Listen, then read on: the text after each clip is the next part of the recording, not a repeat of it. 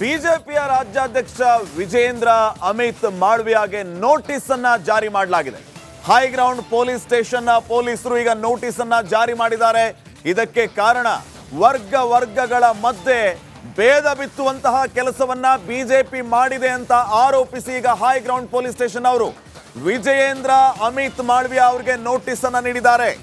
7 ದಿನಗಳ ಒಳಗೆ ವಿಚಾರಣೆಗೆ ಹಾಜರಾಗುವಂತೆ ಸೂಚನೆಯನ್ನ ಕೊಟ್ಟಿರುವಂತದ್ದು ನೋಟಿಸ್ನ ಮೂಲಕ. ಎಕ್ಸ್ ನಲ್ಲಿ ವರ್ಗಗಳ ನಡುವೆ ದ್ವೇಷ ಬಿತ್ತುವ ಪೋಸ್ಟ್ ಮಾಡಿದ್ದಾರೆ ಅನ್ನುವಂತಹ ಆರೋಪದ ಹಿನ್ನೆಲೆ ಈಗ ಬಿಜೆಪಿ ರಾಜ್ಯಾಧ್ಯಕ್ಷ ವಿಜೇಂದ್ರ, ರಾಷ್ಟ್ರೀಯ ಅಧ್ಯಕ್ಷ JP ನಡ್ಡಾ ಹಾಗೇನೆ ಅಮಿತ್ ಮಾಳವಿಯಾಗೆ ನೋಟಿಸ್ ಅನ್ನ ಜಾರಿ ಮಾಡಲಾಗಿದೆ. ಬಿಜೆಪಿ ನಾಯಕರಿಗೆ ಹೈಗ್ರೌಂಡ್ ಠಾಣೆ ಪೊಲೀಸರು ನೋಟಿಸ್ ಅನ್ನ ಜಾರಿ ಮಾಡಿರೋದು. ಎಕ್ಸ್ ನಲ್ಲಿ ವರ್ಗಗಳ ನಡುವೆ ದ್ವೇಷ ಬಿತ್ತುವ ಪೋಸ್ಟ್ ಆರೋಪವನ್ನ ಎದುರಿಸ್ತಾ ಇರೋ ಹಿನ್ನೆಲೆ ಬಿಜೆಪಿಯ ವಿರುದ್ಧ ರಮೇಶ್ ಬಾಬು ಈಗ ದೂರನ್ನ ನೀಡಿದ್ದಾರೆ. ದೂರು ನೀಡಿದ ಬೆನ್ನಲ್ಲೇ ಈಗ ಪೊಲೀಸರು ನೋಟಿಸ್ ಅನ್ನ ನೀಡಿದ್ದಾರೆ. 7 ದಿನಗಳ ಒಳಗೆ ವಿಚಾರಣೆಗೆ ಹಾಜರಾಗಬೇಕು ಅನ್ನುವಂತಹ ಸೂಚನೆಯನ್ನ ಈಗ ನೀಡಲಾಗಿದೆ.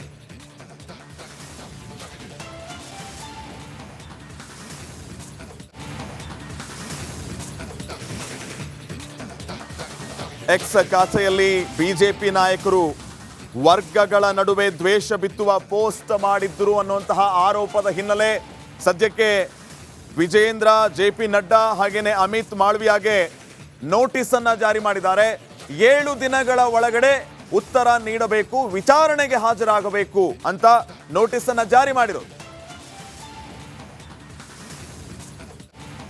ಈ ಬಗ್ಗೆ ಇನ್ನಷ್ಟು ಮಾಹಿತಿಯನ್ನು ನೀಡ್ತಾರೆ ಪ್ರತಿನಿಧಿ ನಾಗರಾಜ್. ಈಗ ನೇರ ಸಂಪರ್ಕದಲ್ಲಿ ಜಾಯಿನ್ ಆಗ್ತಾ ಇದ್ದಾರೆ. ನಾಗರಾಜ್, ಗಮನಿಸ್ತಾ ಇದ್ದೀವಿ ವರ್ಗಗಳ ವಿಚಾರವಾಗಿ ಈಗ ಹೈಗ್ರೌಂಡ್ ಪೊಲೀಸ್ ಸ್ಟೇಷನ್ ಅವರು ನೋಟಿಸ್ ಕೊಟ್ಟು ನಡಿ ಈಗ ಶುರು ಮಾಡೋಣ. ಕೇಸರಿಯಿಂದ ಮನೋಲ್ಲಾಸ ಮನಸ್ಸು ಮತ್ತೇರಿ ಕುಣಿದಾಡಿದೆ ನೋಡು, ಮನಸ್ಸು ಮತ್ತೇರಿ ಕುಣಿದಾಡಿದೆ ನೋಡು. ಕ್ಷಣ ಕ್ಷಣವೂ ಆಚರಿಸಿ ಕೇಸರಿ ಹಬ್ಬ. ವಿಮಲ್ ಬಾಯಲ್ಲಿ ಹೇಳಿ ಕೇಸರಿ. ವಿಚಾರಣೆಗೆ ಹಾಜರಾಗಬೇಕು ಅಂತ ಆ ಕಡೆ ದೇಶದಲ್ಲಿ ಸ್ಯಾಮ್ ಪಿತ್ರೋಡಾ ವಿಚಾರ ಭಾರಿ ಚರ್ಚೆ ಆಗ್ತಾ ಇರೋ ಬೆನ್ನಲ್ಲೇ ಇಲ್ಲಿ ವರ್ಗಗಳ ವಿಚಾರವಾಗಿ ಬಿಜೆಪಿ ನಾಯಕರಿಗೆ ನೋಟಿಸ್.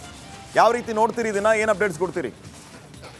ಖಂಡಿತ ಶ್ರೀಪಾದ್, ಏನು ಒಂದು ಕಡೆ ಸ್ಯಾಮ್ ಪಿತ್ರೋಡಾ ನೀಡಿರ್ತಕ್ಕಂಥ ಒಂದು ರೇಸಿಸ್ಟ್ ಹೇಳಿಕೆ ಏನಿದೆ, ಇದು ಸಾಕಷ್ಟು ವಿವಾದವನ್ನು ದೇಶಾದ್ಯಂತ ಸೃಷ್ಟಿಸ್ತಿರೋ ಬೆನ್ನಲ್ಲೇ ರಾಜ್ಯ ಪೊಲೀಸರಿಂದ ಬಿಜೆಪಿಯ ರಾಷ್ಟ್ರೀಯ ಅಧ್ಯಕ್ಷ JP ನಡ್ಡಾ ಹಾಗೇನೆ ಬಿಜೆಪಿಯ ರಾಜ್ಯಾಧ್ಯಕ್ಷ BY ವಿಜೇಂದ್ರ ಮತ್ತು ರಾಷ್ಟ್ರೀಯ ಬಿಜೆಪಿ IT ಸೆಲ್ನ ಅಮಿತ್ ಮಾಳವಿಯಾ ಅವರಿಗೆ CRPC 41A ಅಡಿಯಲ್ಲಿ ನೋಟಿಸನ್ನು ಜಾರಿ ಮಾಡಿ 7 ದಿನಗಳ ಒಳಗಾಗಿ ವಿಚಾರಣೆಗೆ ಹಾಜರಾಗಬೇಕು ಅಂತೇಳಿ ಹೈಗ್ರೌಂಡ್ಸ್ ಠಾಣೆಯ ತನಿಖಾಧಿಕಾರಿ ತಿಳಿಸಿರ್ತಕ್ಕಂಥ ಈ ಒಂದು ಪ್ರಕರಣಕ್ಕೆ ಸಂಬಂಧಿಸಿದಂತೆ ಏನು ಒಂದು ಬಿಜೆಪಿಯ ಅಧಿಕೃತ ಎಕ್ಸ್ ಖಾತೆ ಇದೆ, ಇದರಲ್ಲಿ ಒಂದು ಪೋಸ್ಟ್ ಅನ್ನು ಮಾಡಲಾಗಿತ್ತು.